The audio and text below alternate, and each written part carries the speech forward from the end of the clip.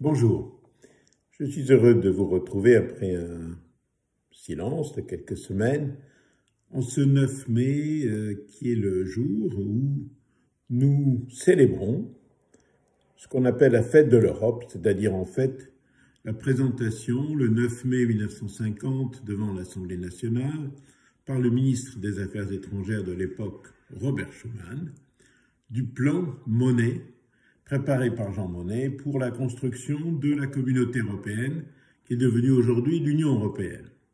Alors, en ce 9 mai 2021, alors qu'on va lancer à Strasbourg une conférence sur le futur de l'Europe, je voulais attirer votre attention sur un sondage paru il y a 2 jours dans Eurobaromètre, c'est-à-dire un institut d'enquête d'opinion qui appartient à la Commission européenne, aux institutions, qui dit que 92% des citoyens européens des 27 pays estiment que leur voix n'est pas suffisamment entendue à Bruxelles.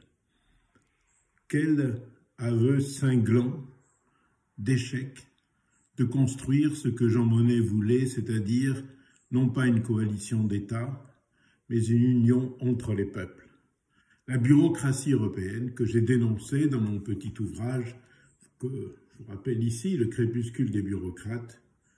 Cette bureaucratie, elle a tué, elle a pourri le projet européen par la tête.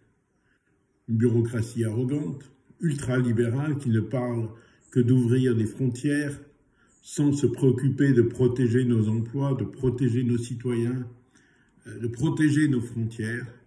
Tout ça a amené à ce qu'aujourd'hui, 92% des citoyens estiment qu'ils ne sont pas entendus, qu'ils ne sont pas écoutés.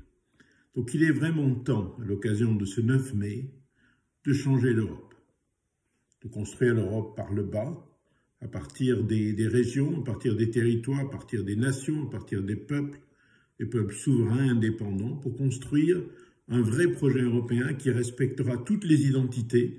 Je ne supporte pas cette arrogance vis-à-vis des pays, des nations, des peuples les plus petits, de Malte au Luxembourg, à la Slovénie, à la Lettonie, à l'Estonie, la Hongrie, la Pologne.